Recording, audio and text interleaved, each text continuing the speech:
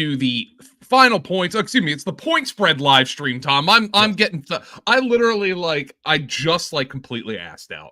I just assed. Oh, you passed out? I just got back from the gym. I've been bad here the last couple of weeks since Thanksgiving. So just not going to the gym. Well, I was just working a lot and just haven't been able to get over it. Right? Even yesterday, I was working until 6:30, and I had to buy the steaks for steak night in America for Thursday Night Football, and so I need to get over. Well, good. I mean, I'm actually pretty proud of myself. I have gotten on the bike. I do the Peloton. I've gotten on the bike at least 4 times a week, every week during the season, which is that. And that was kind of my goal, 3 to 5 times a week, just when you're busy.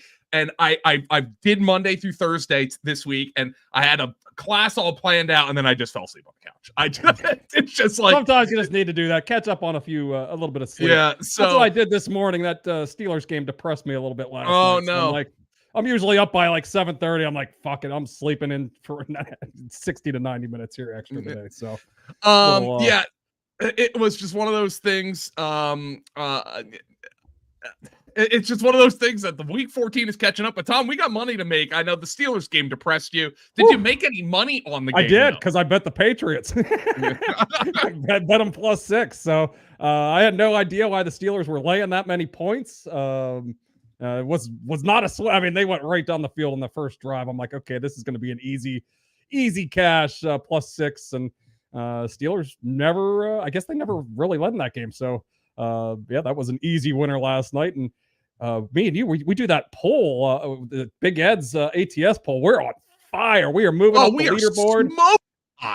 Yeah. So nobody took the Patriots. I mean, there was maybe 15 people out of 70 people that took the Patriots last night. So we made up a little bit more ground last night. So thank you, Patriots. That's wild, dude. I understand. I picked the Steelers to win the game, but Mitch Trubisky, they were given 6.5? Yeah, 6. It did get down to 5.5 at some books by the time kickoff came. Oh, but our pool obviously adds an extra half a point because he sets the lines on Tuesdays. So it was 6.5 early in the week. So that was a nice easy winner there at the expense of my Steelers, but probably for the best. I don't need to see that team play an extra game in the playoffs this year. Well, I still think they're on track to maybe get there. But Tom, let's start with the Sunday games and the Monday games. There's 2 Monday games at the same time this week. I have no idea why that is, and they're both terrible. Yeah, neither one of them a good game. But let's start with Tampa Bay, Tom, traveling to Atlanta. The Falcons -2, 2 in the hook, depending on where you look. 40.5 the total. Of 2 teams that are still extremely alive in the NFC South to host a playoff game. The Buccaneers 5-7, 7-5 against the spread. The Falcons are 6-6, but 4-8 against the spread. What's your lean on here, Tom, and your read on the Buccaneers and the Falcons? Yeah, this is an interesting one. The line has moved down a little bit. The injury report got a little bit better for the Buccaneers. I think that was the biggest reason why that line has tightened up a little bit. Looks like Vita Vea may play. He's listed as questionable. Didn't practice all week. A lot of injuries. Is out though. Yeah. Who's that? Jamel Dean's still out. Yeah, he's not. Yeah, their defensive front has been really banged up here recently, and teams have been running the ball a lot. So they've turned out to be one of the worst defenses here in recent weeks. So this line opened up 2.5 on Monday. Total at 39. So a little bit of action. Well, with the issues on defense, I think for the Buccaneers, I lean towards the Buccaneers side. This is a game we already saw earlier this year. I believe the Falcons won 16-13. They were 3-point road underdogs in that game in late October. So Falcons have won in this matchup, but I'm leaning towards the Buccaneers side in this one. Don't feel great about it though. This is one I never really had much interest betting this week. It's just a stay away game for me. What about the prop market here, Tom? Did you hit anything here? Mike Evans probably going to be shadowed by AJ Terrell. That has not mattered in the recent past. No, and it looks like AJ Terrell will be back, so that's a big injury for them. Drake London, I did take over 45.5 receiving yards. A little quiet last week, but had 6 for 54 receiving in this. Bet a prop on this on Drake London in this game. Now that I'm thinking back to it, he had 6 for 54 in it in week 7. This has been a matchup we kind of been picking on with the Buccaneers injuries at the cornerback position. They're giving up the 6th most receiving yards per game and per fantasy points data.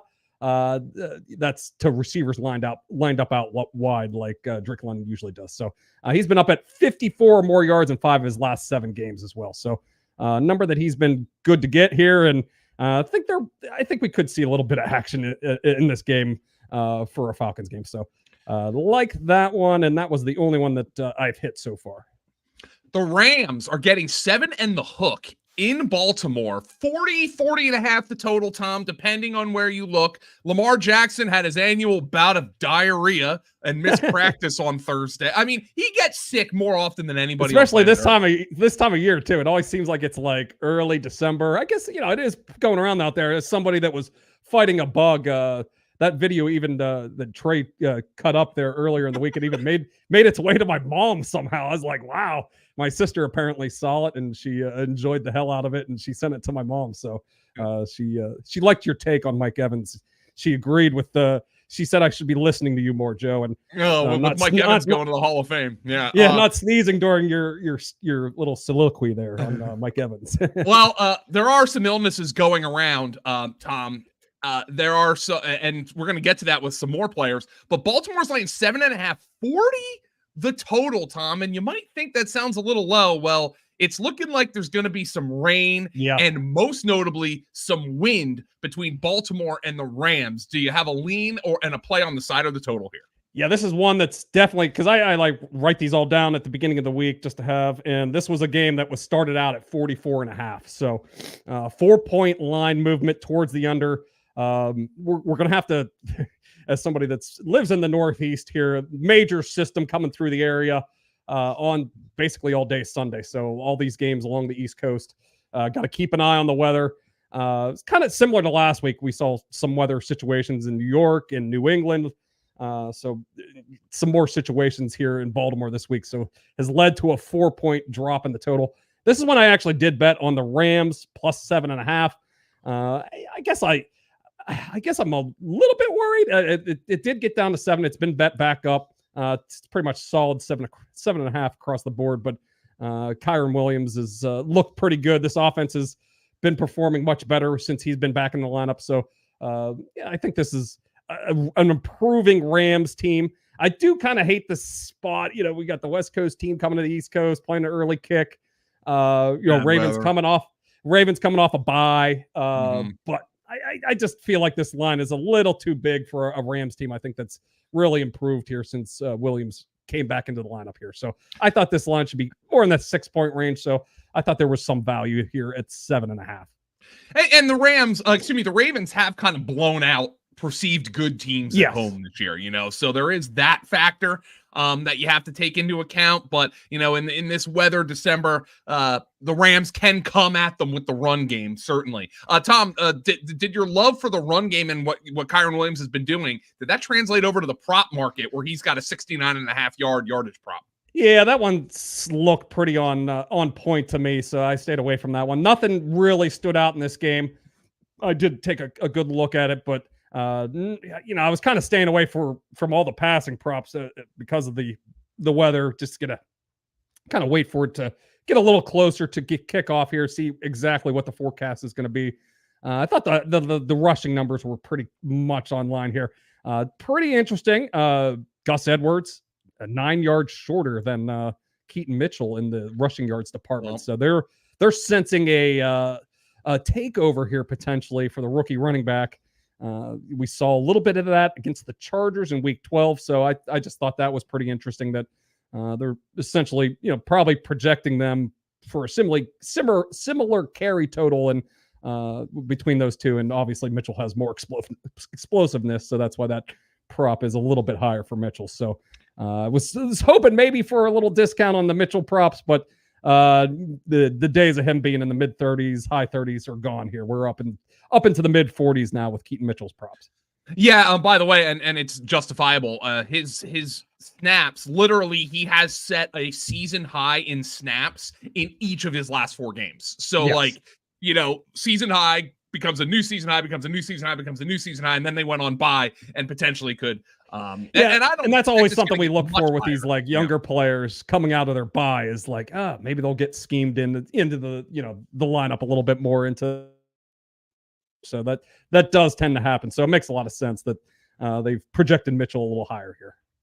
Let's move on to the next game, Tom, on the card, which is the Detroit Lions and the Chicago Bears. Chicago catching 3.5 at home, 43 the total. Chicago should have won this game a few weeks ago. Jared Goff got very turnover happy, and the Bears just vomited all over themselves late in that game. Nonetheless, the Lions still laying 3.5 in Chicago with a total of 43. Tom, what is your lean here and your read on Detroit at Chicago? The Lions, the favorite. Yeah, I'm leaning towards Chicago here as well. This line was 7.5 just a couple of weeks ago. That was in mid-November. I think that was week. Detroit came back, and that was a real turnover. I think Goff had a couple three interceptions, I believe, in that game, and really staked Chicago to a big lead here. So I'm leaning towards the Chicago side. This is one that was open for 4.5. So this one has been bet down. It's kind of one of those 3.25 lines. So depending on what side you like, if you like the Chicago side, you probably can get a 3.5 out there. If you're leaning more towards the Detroit side, you should be able to get a 3 as well. So this is one of those lines that's kind of between 3 and 3.5. I lean towards Chicago. They've had some issues with Justin Fields, which is leads into one of my props for this game. I took Justin Fields over his longest rushing attempt, over 15.5 rushing yards. This number is available at FanDuel. Most other books are at like 16.5, with the juice going towards the over here. So I just think this is a bad number here at over 15.5 rushing yards for the longest carry for Justin Fields. Probably have to check out FanDuel to find that one. Rip them 18 carries for 104 yards in this matchup in week 11. He had a long run of 29 yards in that game. So and the books have made his rushing attempts number at 10.5. So should get plenty of carry opportunities here, and looking for him to break along, allowing the most rushing yards per game to two quarterbacks this season. Obviously, that Fields number from week 11 probably inflated that total as well. The Bears are a heavy under team, by the way.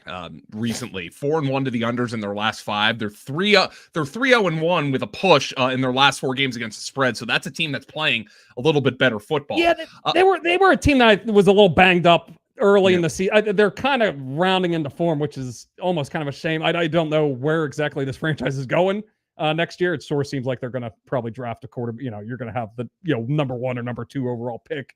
It seems like they'll move on from Justin Fields, but I think they are starting to round into some sort of form here. They've been a good ATS team of late, and even just this number. I mean, Detroit's been kind of a team that's fading a little bit, and Chicago is moving up here. So I even took Chicago outright to win. I have one more prop in this game I forgot too. Roschon Johnson, 14.5 was his rushing yards number. Thought this was really low. I know Deontay Foreman's back, but he kind of jumped over Khalil Herbert in week 12 on that Monday night game. So yeah, it's been bet up to 17.5, but quite honestly, anything like into the low 20s, I think is a good number to bet.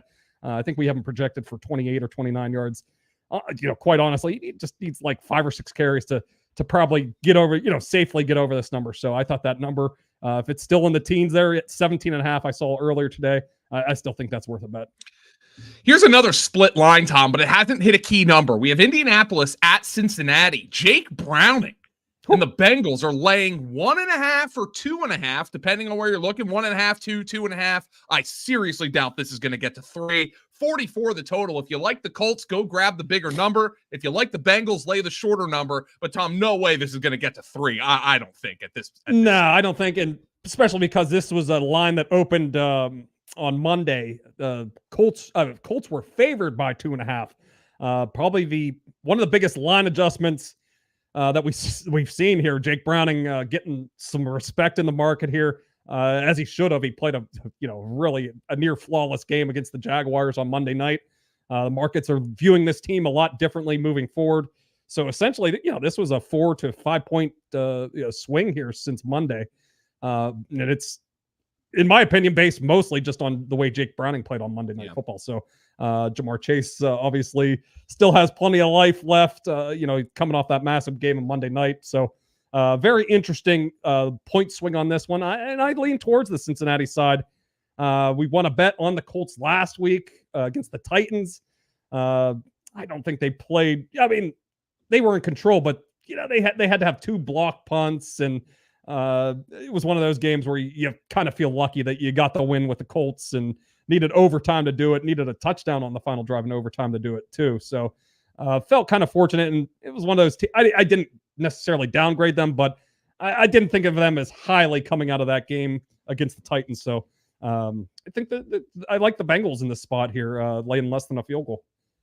I know that the Colts are underdogs here. Well, here's the thing: the books do not care that Zach Moss was a fantasy disappointment last week because he got virtually every snap in that backfield. His number's at 74 and a halftime. You're not getting value with Zach Moss in that backfield. No, that's what I was curious, because his prop, I believe, went off. It was in the high 70s last week. So there was just a little bit of a dip down here. I clearly think this is an easier matchup against the Bengals compared to the Titans. Titans haven't been as formidable as they have been in the past, but everybody is running on this Bengals defense. So yeah, that Moss prop, I was kind of hoping it might come out in the high 60s. Maybe that would be a spot where I would have bet it, but just a slight downgrade from last week's prop. But we do get a better matchup. Prop wise, I did take Josh down. This has been one of my favorite props to hit all season. We picked it right. I think we've hit this 3 times. Over 4.5 receptions plus money. It's sitting plus 125 at BetMGM. But I think if you shop around, you might be able to find a plus one. I think it was at 150 this afternoon on FanDuel. So if you look around on that one, really, this has been a great prop for us. Quiet game last week for Downs, but we saw Parker Washington, rookie out of Penn State, who didn't even play basically any meaningful offensive snaps until week 13, whenever Christian Kirk goes out of the game. He has 6 catches in the game. Kirk had a monster catch early in the game before on the play he suffered his injury. So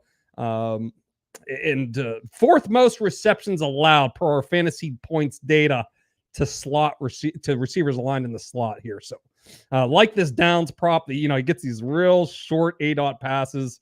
We're going to attack that plus money prop on that one.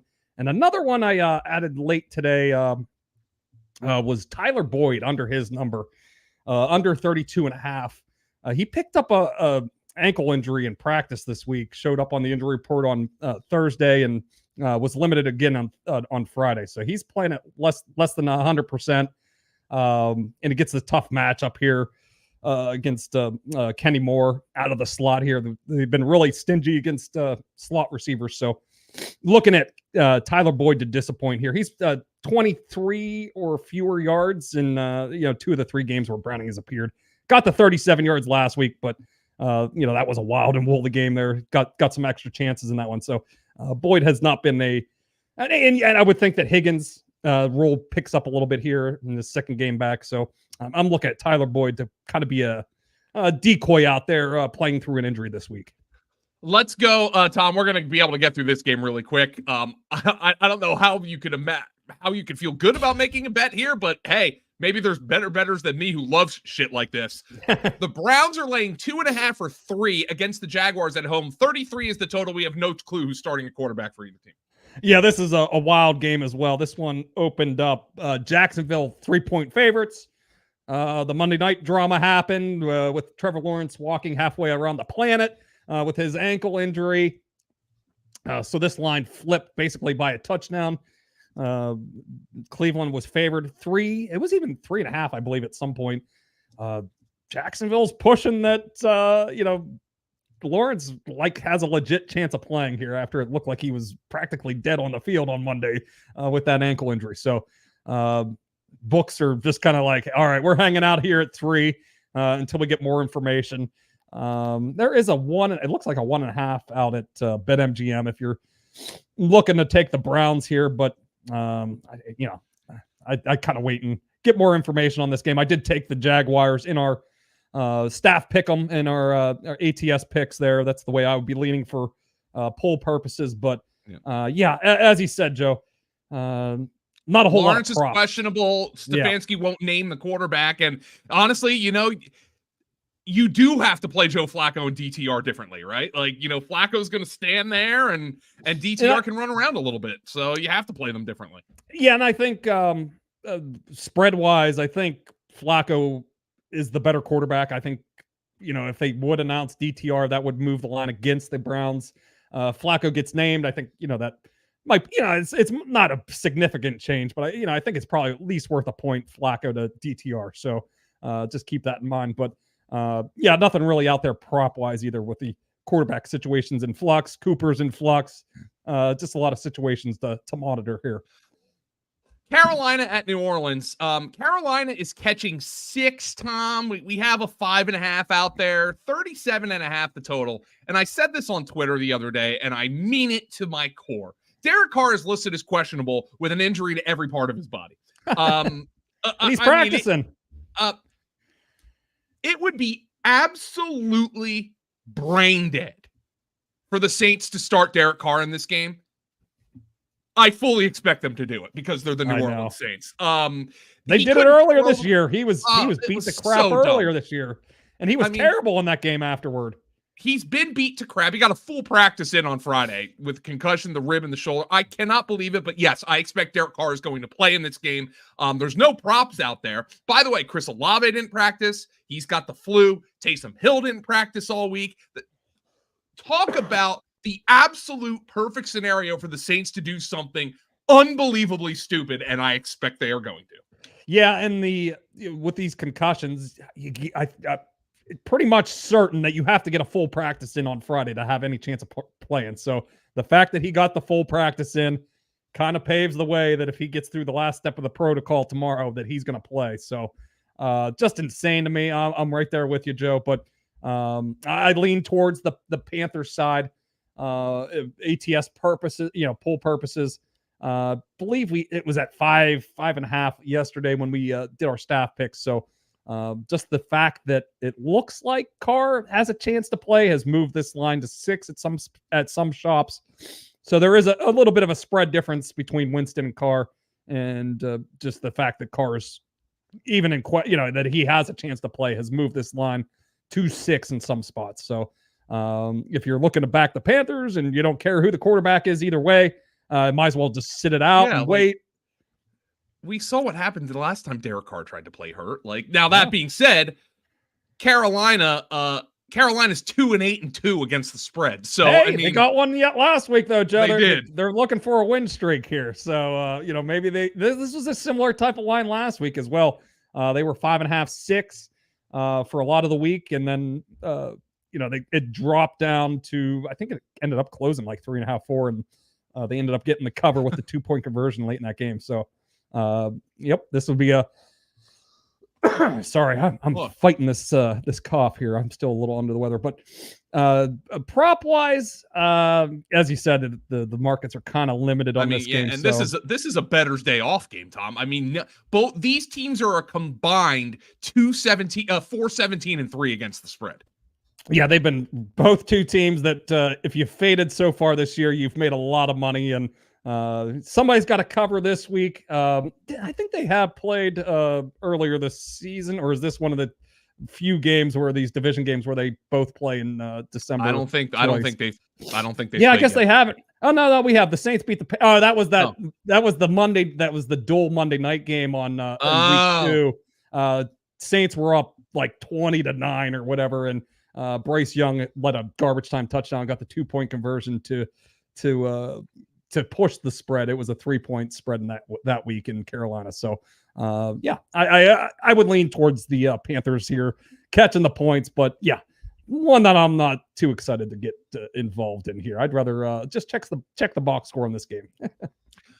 The Texans are traveling to the Jets. 3.5. The Texans are laying 3 in the hook. 33.5 the total. Some 33s out there with Zach Wilson back at quarterback. Houston after their hot start, getting a lot of market support, and they kind of got the lines kind of got overinflated a little bit, Tom. They're 2-4 against the spread in their last 6, but they're 4-1 outright in their last 5 games. So Houston's winning but not covering. Yeah, I this is probably my worst bet of the year, or worst read of the year, whatever you want to say. I gave out the Texans -6 on Monday, thinking that this might have a chance to get to 7, but a couple factors. Weather came in. The weather was predicted to be kind of wet on Monday when I was looking at it, but this is one of those games that could be real rain soaked. This was a total that was at 36.5 on Monday, so it's been bet down 3 points because of the weather. And news to me, but apparently Zach Wilson is 3 points better than Tim Boyle, because that's how bad Tim Boyle is. I know. I honestly didn't think there was. I thought maybe half a point, maybe a point, but this line was at 6. It got to 6.5 in some shops, and then as soon as the Zach Wilson news came out, it got down to 4.5, 4, and now it's sitting 3.5. So God bless anybody that apparently there is a lot of people that want to back the Jets with Zach Wilson at quarterback. So I still really like the Texans here, -3.5. I think this Jets team is kind of ready to roll over and play dead, and we'll see how Zach Wilson plays. Obviously, the report out there earlier this week from Diana Rossini that he didn't want to play again, or, he had to be talked into playing. And so, if it goes sideways for him early in the game, I'm on the Texans here. I like the -3.5 here still, even though the spread did move against us here. T-Bro, not a robust prop market because Breece Hall is questionable with the ankle injury. There's no Jets rushing props. Very few receiving props in this game as well. Just 2 for each team I'm showing on DraftKings. Did he hit anything here? Are you a brave enough dude to take a Nico Collins under against this nasty secondary? No, I was not. It did catch my eye, though. It was obviously the highest it's been all season with Tank Dell out, but also gets about the toughest matchup you can have all season. So I was sitting at 70.5. I did look at the under, but the other interesting one was Dameon Pierce has jumped back ahead of Devin Singletary in rushing yards props. Dumb. I know I don't know what they're doing, but they're back and both in the mid 30s. They're 37.5 for Pierce, with the money going towards the over for Pierce, and Singletary is at 35.5 with the money going towards the under. So the market is telling us that they think Pierce is back ahead of them for good, or at least moving forward here. So yeah, nothing. Oh, I did. I think did I not put it in my article? Oh, there it is. Tyler Conklin. I have Tyler Conklin over his receiving yards. CJ Uzoma got hurt last week, so I would expect him to run some more routes. He's been at 33 plus yards in 4 of his last 5 games, and in 6 of his last 8. So he's been an active piece of this passing game. Weather could be a factor, so maybe we stick to these shorter throws, and Conklin should be involved. He's involved either way, and has a little bit more juice with Zach Wilson back at quarterback. And the other one is the fact that Houston's been picked on at the tight end position all season here, giving up the 6th most yards to tight ends this year at 58 a game here. So we bet on Conklin last week. That was a pretty safe winner there. So we're going back to the well with Conklin. He's been one of our better player props this year. So we like this number at 26.5. He's back. Justin Jefferson returns to the lineup against the Raiders. -3, the Vikings on the highway. 40 being the total, Tom. We're seeing that. The 40 and the 3 pretty much across the board. Got a 40.5 out there if you like the under. But 3's pretty much across the board. Minnesota at Las Vegas. Any read, any bet on the spread or the total here, Tom? Yeah, this is one I didn't really have a great feeling on. I ended up giving out Minnesota -3 for the ATS picks in our staff article, but don't have a real great feeling on this one. It did open 2.5 towards Minnesota on Monday, so this line has pretty much stayed right in the same vicinity. It has been bumped up a little bit with confirmation that Dobbs would be the starter. I think people were kind of waiting on that. I think there would have been a slight downgrade if they went to Nick Mullins. So the fact that Dobbs was named the starter, it's been flattened out at 3 here across the board. So that's the side I'm kind of leaning towards. And that guy you were mentioning there, Justin Jefferson, I'm on his player prop. taking the discount. Well, this is as cheap as maybe we'll see it all season, especially if he's probably got to go over this number for it to be the cheapest we'll see all season. But 65.5 yards. I think it has been bet up a hair. It was 66.5 earlier this afternoon, but we're projecting him for 78 yards. You know, I went back and looked. His prop, this prop specifically, was never below 89.5 yards to start the season. Obviously, different circumstances. Not Kirk Cousins out there throwing the ball, a little less passing volume, but and he hasn't worked with Josh Dobbs yet this season, but they have had plenty of practice time as Jefferson has been, slow playing this injury. Didn't want to come back too early because of his contract situation. So they've been practicing for the last month. Got a bye week to get a little extra work as well. So I think they've had plenty of time to get on the same page. Haven't had the game reps yet, but I thought this was a good spot to buy low on Justin Jefferson's prop. Over 85 yards in his 4 full games earlier this year. So, and this the Raiders defense, a little something to watch. They were pretty good earlier in the season against the pass, but they cut Marcus Peters before their bye and got beat up a little bit by the Chiefs' anemic passing game before their bye without Marcus Peters. So without their top cornerback, and maybe the Raiders will become a little bit more of a sieve for passing offenses here down the stretch in December. Let's move on to San Francisco hosting Seattle, Tom, and we got some late news. First and foremost, apparently both Kenneth Walker and Zach Charbonnet are game time decisions. Geno Smith did not practice today with a groin injury, so he is questionable. That, yeah. The 49ers are 13-point favorites, 46.5 being the total, Tom. Any read here that you have on here? We've got, this line has moved from 11 to 11.5 to 12 to 13, really within the last hour, quite frankly. Yeah, I didn't realize, because I kind of have a stagnant page when I first loaded up before we got on here. So yeah, there is a 13. This line was kind of at 12.5. Monday it opened at minus 12. So, and it got up to 12.5, 13 early in the week. And then money came in on Seattle, just pushing the line down. They showed a little bit of life last week against Dallas after, getting their asses kicked by San Francisco on Thanksgiving Day. So just the fact that it looks like this Geno Smith injury might be something a little bit more here.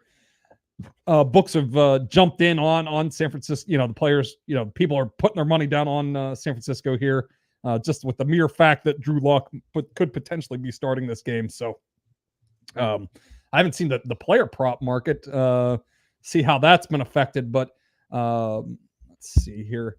It's pretty full on DraftKings, so they still have a Geno Smith prop out there, which I'm a little surprised by, Tom, quite frankly, given the fact that the line has moved and they're still taking Geno props. Yeah, and I'm looking at the numbers. They're all kind of the same here. DK Metcalf's at 59.5. It's been bet down a little bit. I think he was at 61.5 yards this afternoon. Lockett he's at the same number at 49.5. Jackson Smith and Jigma's at the same number at 44.5. So nothing, the player props really haven't been hit. But yeah, just the fact that the injury report is a little ugly here for the Seahawks, even with the full 10 days to get ready for this game. We kind of knew the running back situation could be murky based on, the oblique injury for Walker, him missing last week, and Charbonnet picking up the knee bruise in that game on Thursday night against the Cowboys. So yeah, this is a kind of an ugly situation. I gave out the Seahawks plus 10.5 in our staff picks. I felt decent about that yesterday, but circumstances may have changed. So not with this news. Yeah, so if you're in a poll where you can adjust your picks, might be worth following the news here. Might want to jump on San Francisco here, especially I could see if Drew Lock starts. It's going to get to 14.5, I would think. So a pretty significant difference. Lock looked completely lost in his one chance to play earlier. There's what was that before week? I think it was week 11 or whatever. The one Geno first picked up that elbow injury. Yeah, week 11. Yeah, because he ended up playing on Thanksgiving with the injury, even with the quick turnaround. So he looked still lost, just like the Denver day. So I would think this line gets to probably 14.5 if Drew Lock starts. I can't imagine, Tom, that you feel good about any Seahawk props right now, but did you hit No, anything? yeah, this is one I didn't bet anything anyway. I've been kind of burned by San Francisco props here recently, picking the wrong.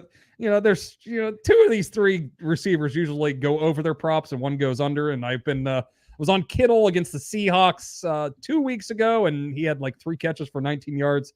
I was on the Ayuk train last week, and Debo and Kittle both went off in that one, so.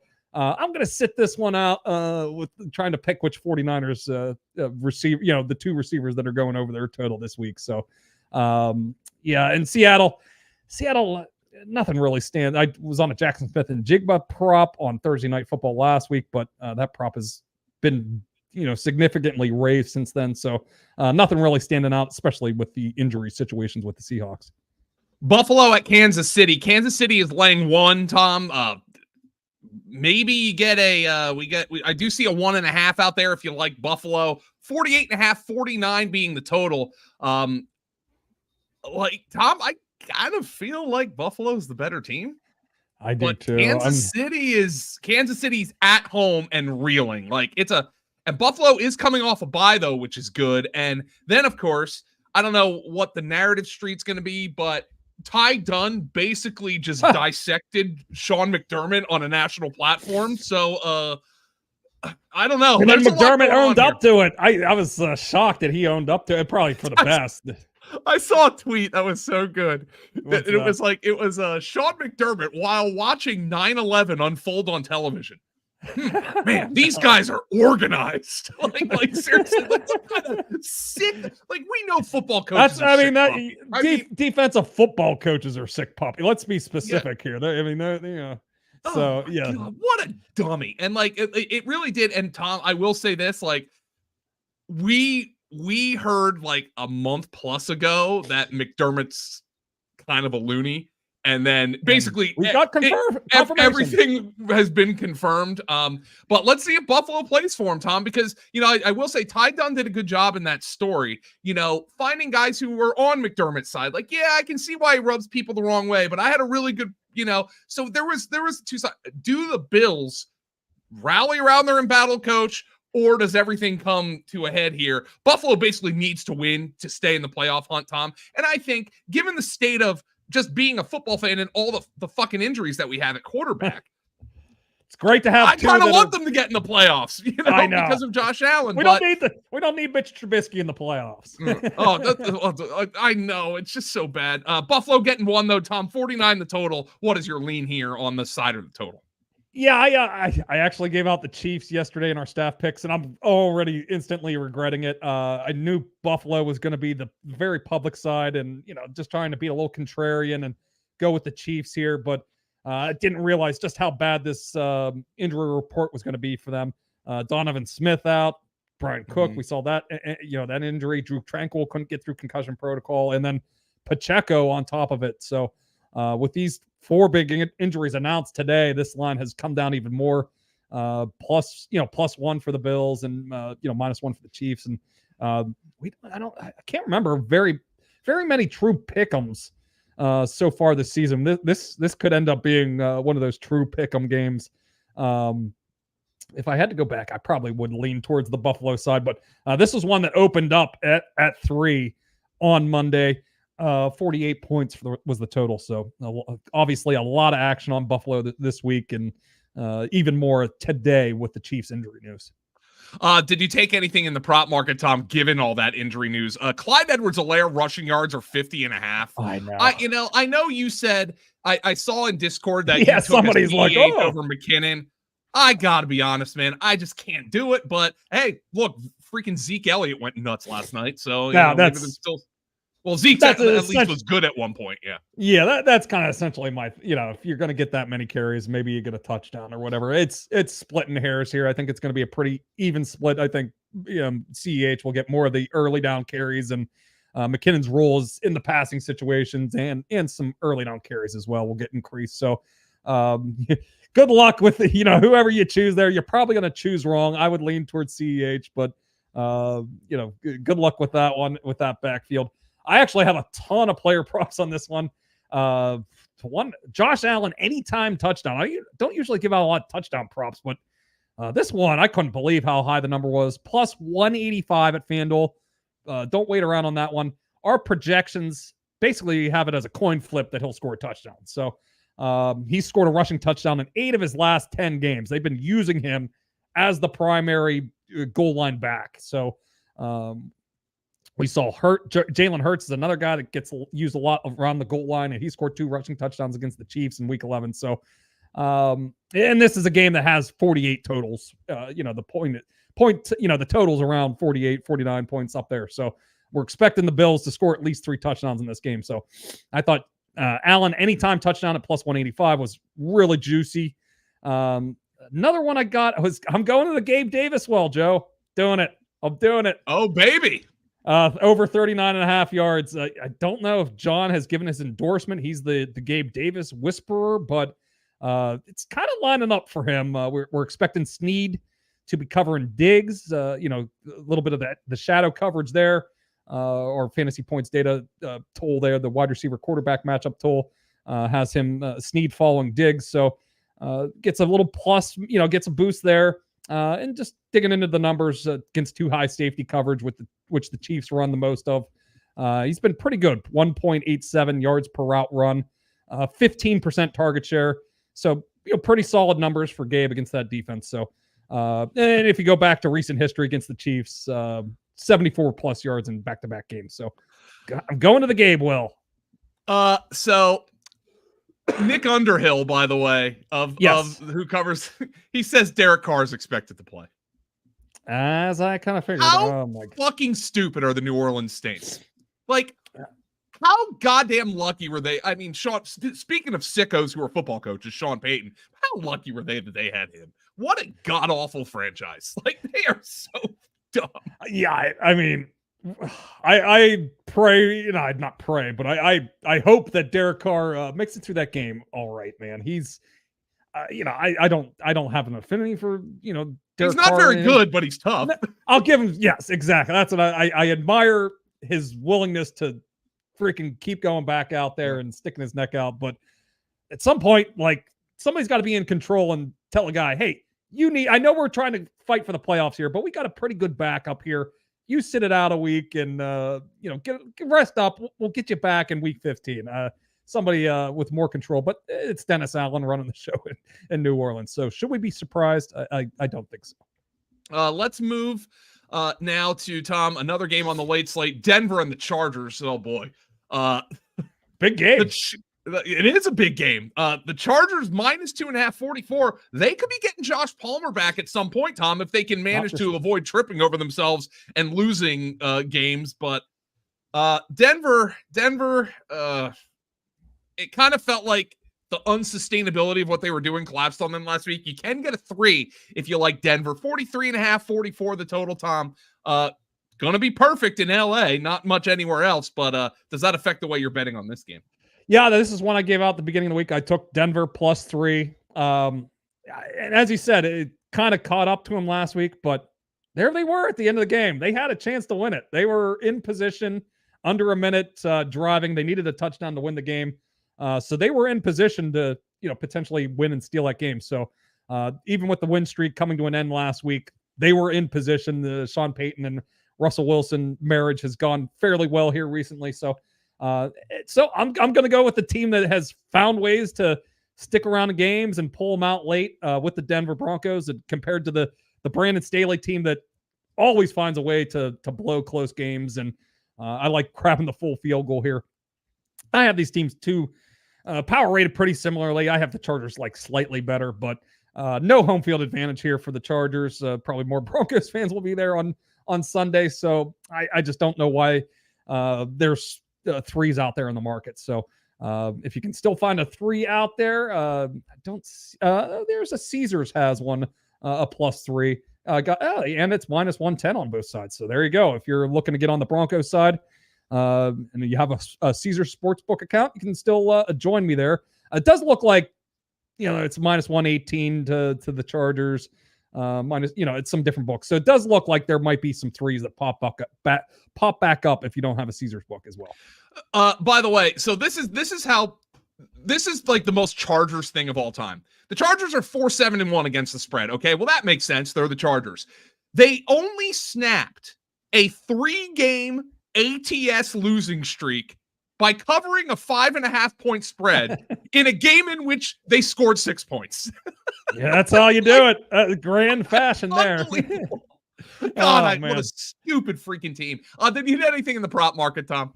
No, this was one of the games I looked at and didn't really see anything that stood out.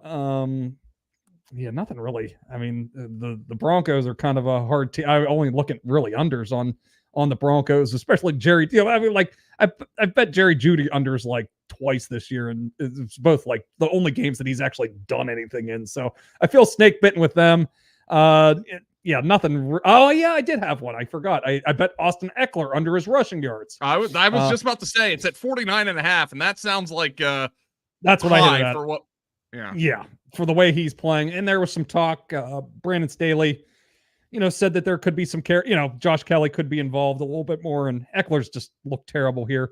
47 or fewer yards in 6 of his last 8 games. Of course, I think I did have an under on him a couple of weeks ago, so it was one of the weeks where he did go over. This one does have me a little bit nervous because this, Broncos team has been run on at multiple points this season. So it's not the best run defense, but it might not matter with the way Austin Eckler is playing right now, and if Josh Kelly ends up getting a couple more snaps here moving forward. Let's go to the Sunday night game. Philadelphia, Dallas, another brutal spot for the Eagles. They get San Francisco and Dallas each off of long rest. Thanks, Eagles are catching. Guys. What was that? Thanks, schedule, Mick. Yeah, that's honestly, that's pretty fucking brutal for the Eagles. But of course, at the beginning of the year, you don't know. I mean, I think everybody knew that these were going to be their big rivals. But anyway, the Cowboys minus 3.5, 51.5, 52 the total. The Cowboys, Tom, the problem for them has been stepping up in class. That like they've lost virtually every time except last week when they played Seattle, and they probably should have lost. Nonetheless, the Eagles completely running on fumes at this point. And Jalen Hurts clearly not 100%. Tom, what's your read here on this game? It's a fascinating handicap. Yeah, I went back and forth on this one. I'm leaning towards the Eagles side on it. It feels like we're getting the Eagles at the rock bottom price here, plus 3.5. This is one that it stretched out. It was kind of a field goal when it opened up, and it's like they're just tacking that half a point on there, just and trying to entice people to take the Eagles here. Kind of difficult after watching them last week, but we'll see if the Cowboys can execute the same, with the same precision that the 49ers did last week. But I like it. I think the Eagles, maybe that was the wake up call, or, we'll see. Or maybe they're just this shaky on defense and it's not going to improve. But not a game I'm probably good, as much as I want to, because it's, really looking forward to this game between the Eagles and Cowboys, and the whole narrative that it's going to spin for the rest of the season for both of these teams moving forward. But I just don't have a strong feel for this. The Eagles are probably still the heavy favorites in the division, even if they lose this game, by the way. Yeah, they are. I don't have the numbers up in front of me, but I know they are, because they have the much easier, they're going through their current gauntlet. And the Cowboys still have some, I think they have the Dolphins at some point.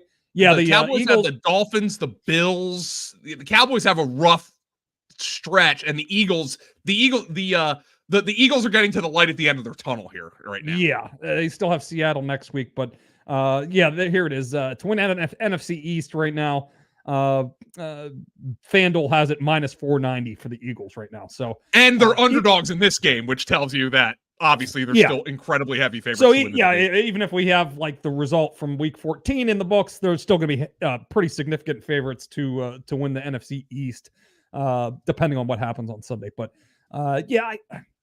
prop wise too, I don't have much that stood out here. We another one of the props that was very successful for us while Dallas Goedert was out.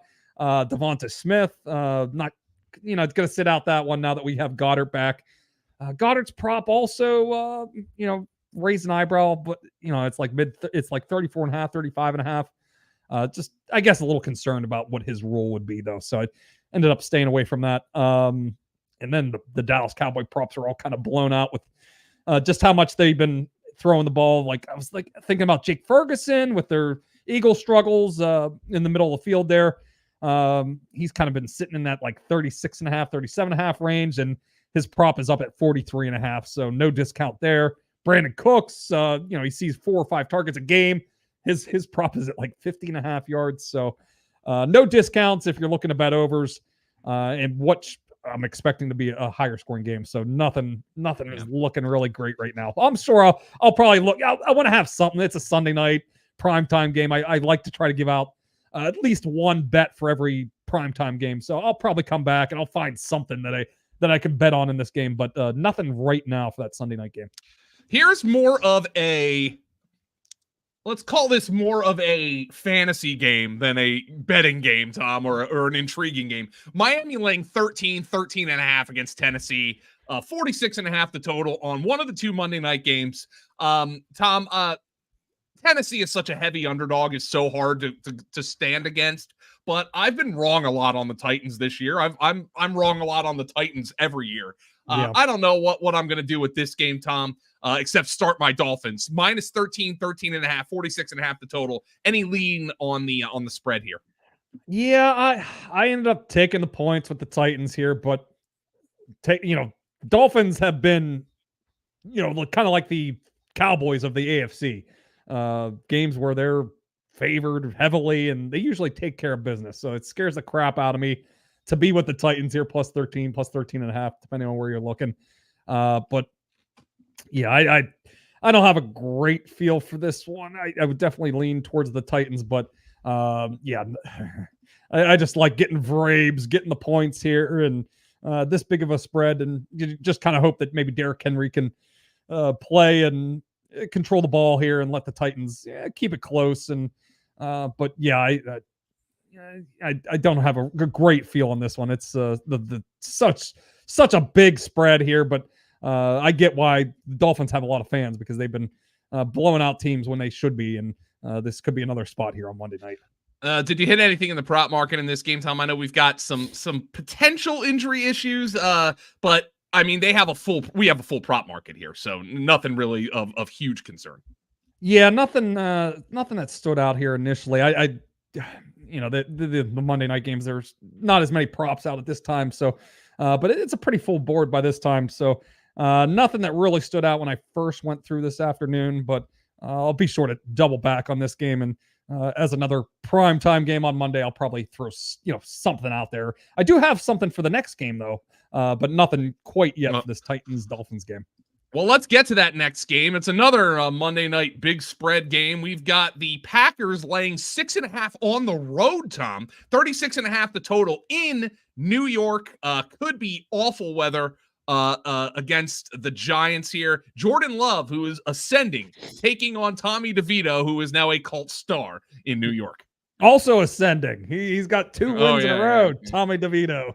I'm leaning towards the Packers side. Took them for the ATS poll purposes minus 6.5. This line's kind of sat there all week. There is some 5.5. Oh, no, I'm looking at the wrong one. 6.5 here. Pretty much across the board. So if you want to get on the Packers side, probably best just to do it now.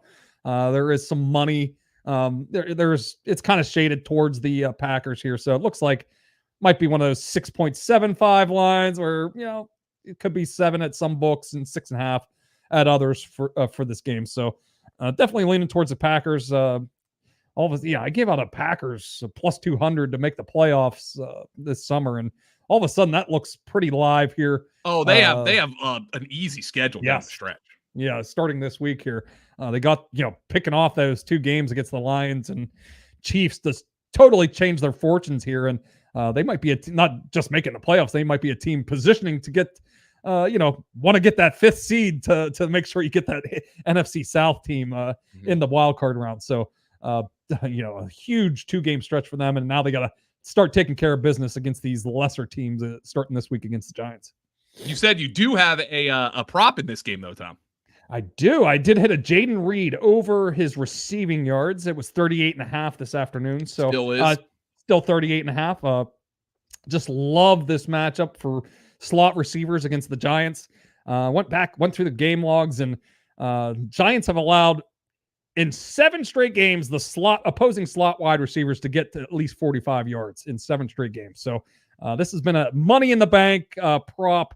We're expecting Christian Watson to miss at least this week and probably more time since he's got a hamstring injury again. He's really struggled to get through those. So we have him projected for 58 yards. We also have the numbers here from the fantasy points data. 8th most receptions allowed and the 8th most yards per route run, 1.94 to receivers aligned in the slot. So we want to attack through the slot, and Jaden Reed should have a bigger role here this week with no Christian. All right, T-Bro, this is looks like Tom just froze here. Oh no, there he goes. He's good timing. I'm just stoic. Good timing because we just wrapped it up. That's the Week 14 slate here on the Point Spread. Tom, it's been good talking to you. We're gonna have to do something a little different next week because we're having our little fancy party for the neighborhood here on Friday. So we might have to get my invite yet. Well, I would have if I knew that you would be able to. No, I mean, I'm dreading going to it, and I'm hosting it because of the. But would love if you had come down. But nonetheless, so do you already have the tree and everything? You got everything all set up and. No, we don't have. I don't do the real tree now. Unfortunately. Oh, okay. We're decorated. It's a beautiful tree. It's just not real. So T-Bro, thank you for joining us. Thanks to Trey behind the scenes. Everybody, make sure you stay tuned to the YouTube and stay tuned to the our subscriber Discord for the Cashing Points Spread, the show, the DFS live stream. It's been great, everybody. Have a wonderful Friday. Have a great weekend.